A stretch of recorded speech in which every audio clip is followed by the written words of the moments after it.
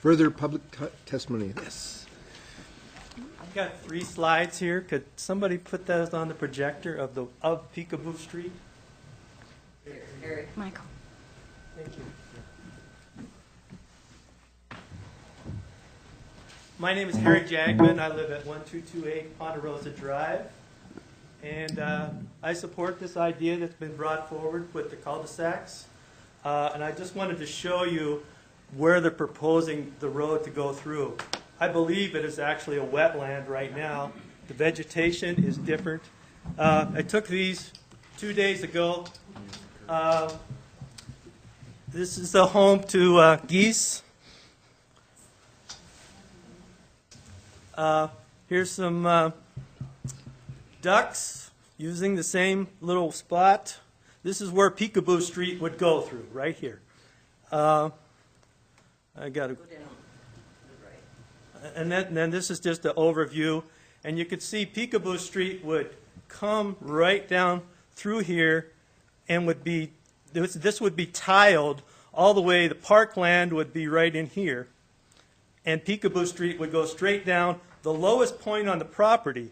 If you want to go north, why would you go to the lowest point on the property? Why not go up here and go across? If you have to have a street to go north, but I don't really think you need it. But why would you go down here and make the grade go straight up? Because you're in a basin. That's a basin above there. And so it just doesn't make any sense to build your street on a wetland. So that's my pitch. I appreciate that. And we can take this thing out of here. I'll be done. Thank you. Thank you, Mr. Jackman. Further? Yes.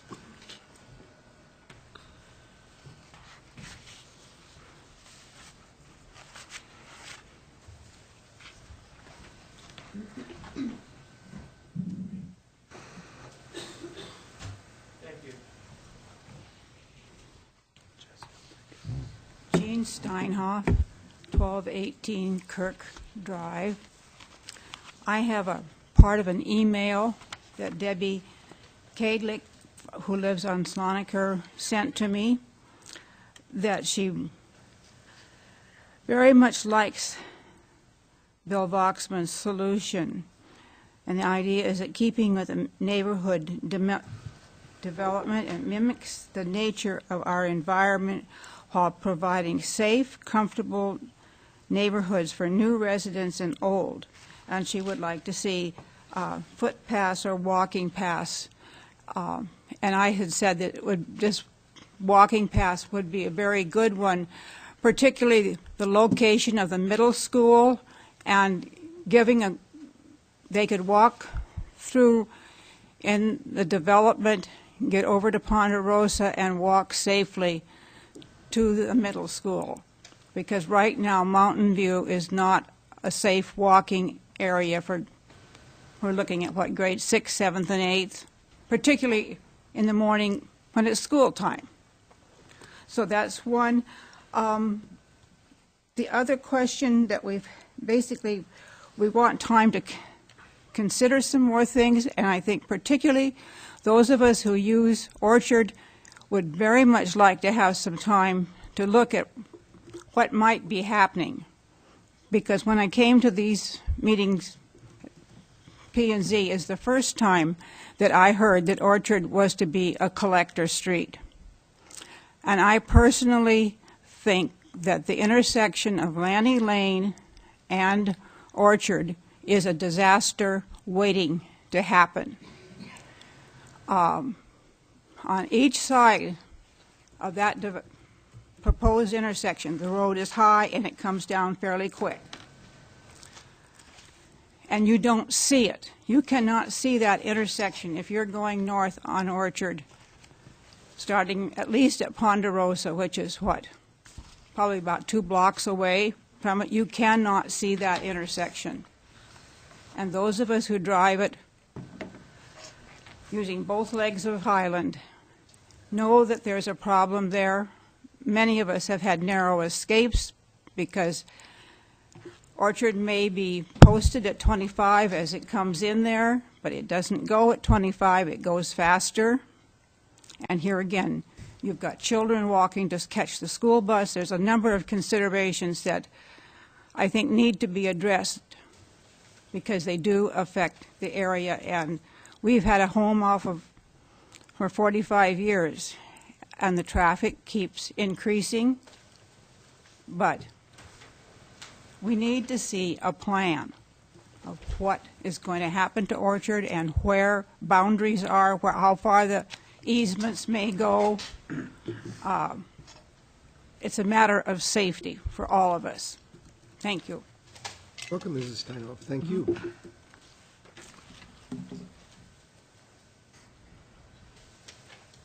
Further testimony in opposition?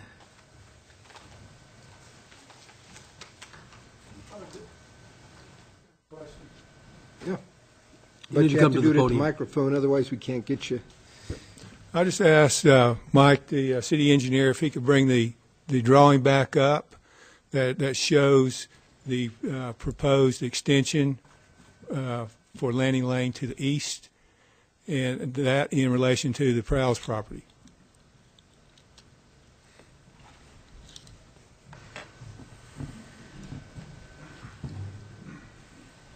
Actually, to what end?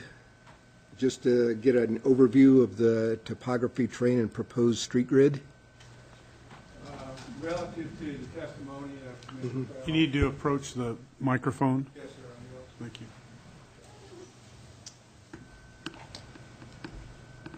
you. But you're going to have to be real short because you've already chewed up your time. I know that. I know that. I know I'm on thin time here.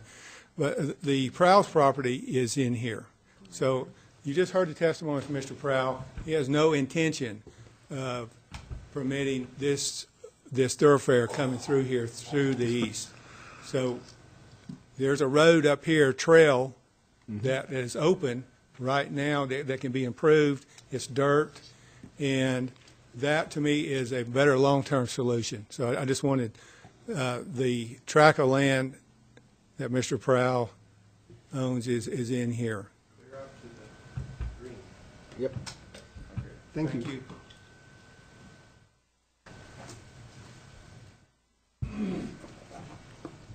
My name is John Rudd. I live at 1292 Highland Drive. I can make this work. 1292 is right there. Right there. It's the Right on the corner with Orchard. right on the intersection of North Highland and Orchard. I've lived there since 1986. I have actually two things today. I have first a question and then a statement. The question is, I'd like to ask the city, Mike Ray, what does the city plan to pay the developer for the chunk of land for the booster station? Actually, that might be a less question. Les, is that yours? Well, the Public Works Department would be the division of the city that would be coordinating or negotiating with the property owner about a future purchase. We have not started those negotiations, so at this time we do not know what the cost of that land will be. Do you know what the current Latah County GIS places the valuation of the entire parcel at? I have no idea. It's a little over $7,000 for the entire parcel. That's the question in the statement. Now, secondly, I think we need to find out how much the city is going to pay for that piece of land for the booster station, since there's already a booster station at Orchard and Ponderosa.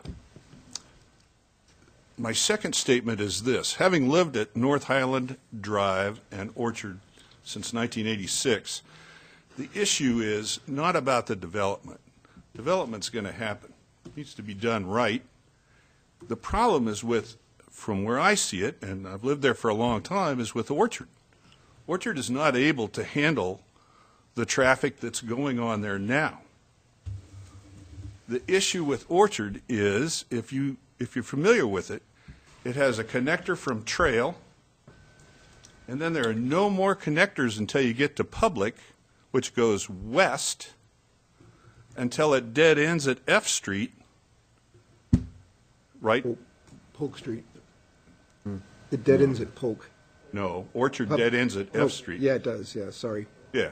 I was thinking public. So you need to understand what Orchard is and how limited it is, and adding another connector through it is probably not the best idea. Certainly I'm in favor of the council considering Bill Voxman's double cul-de-sac idea, giving us an opportunity to put together some planning so you can see what that would really look like.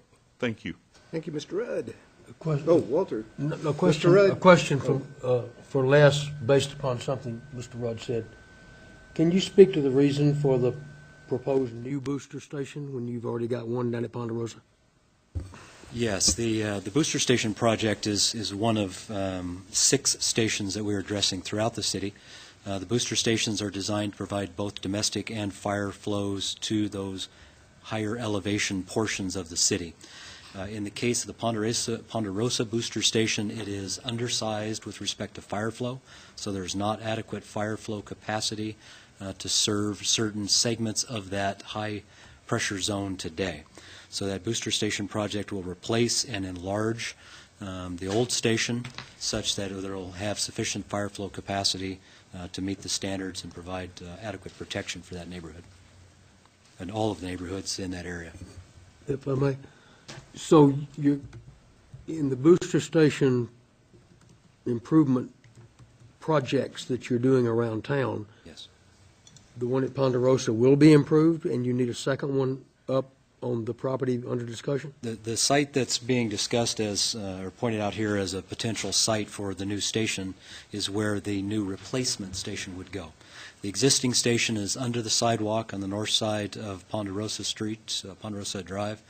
It is inadequate in size to accommodate any larger facilities, so it will be decommissioned, and the new station, presumably at this location, would replace it. So it's physically incapable of being upsized for fire protection for this area?